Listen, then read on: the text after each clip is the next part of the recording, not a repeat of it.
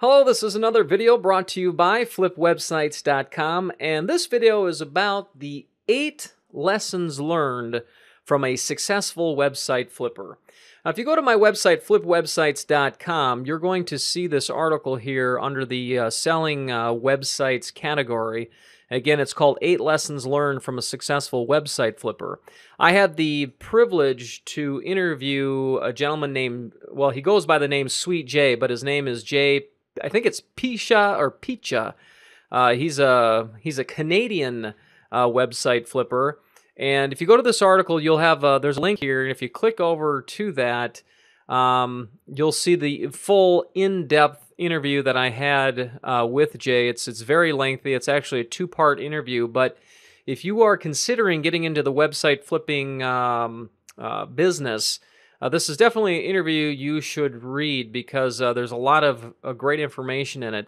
And because there's so much information in it, I kind of summarized the lessons learned from Jay, and hence this latest article, 8 Lessons Learned from a Successful Website Flipper. So let's just quickly in this video go over those 8 lessons again, but if you'd rather read about them, just go to my website, and the link to the article's right there on your screen as you're watching this video, and you can go ahead and read it. But let's just quickly highlight them. Lesson number 1 is, unless you are passionate about being a designer, there are better ways to make money. Now, Jay worked as a freelance designer, and while he enjoyed being a designer, he realized there were better ways to make money doing the same amount of work or less.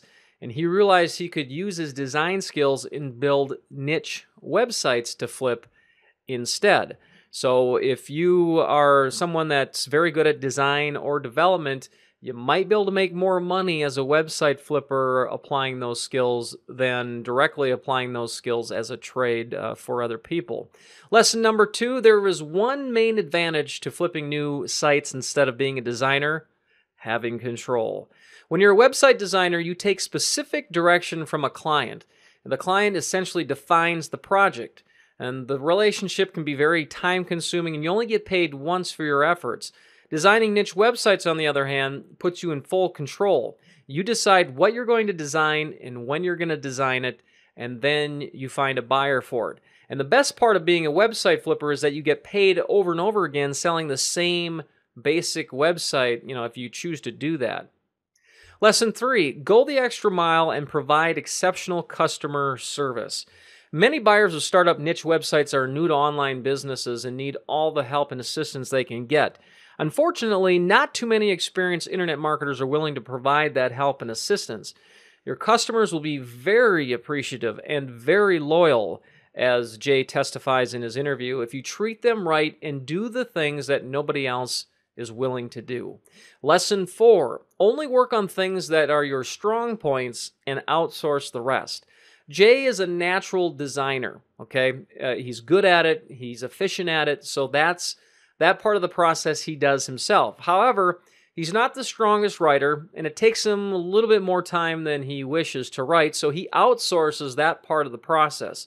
So determine what your strengths are and what you're efficient at doing, and then outsource those things that you aren't that great at or that you aren't so efficient at doing.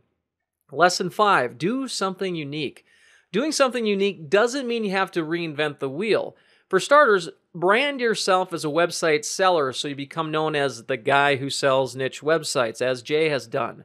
And then try to add something to your offer that nobody else is doing. For example, maybe you provide unique keyword-optimized articles with your websites that the buyer can use to submit to article directories to give them a head start on their marketing efforts. That's just one example of something you could do that probably no other seller is doing.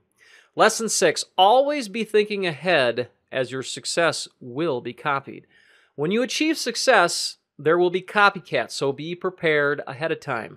You should always be thinking of ways to stay ahead of the game and to be different from other sellers.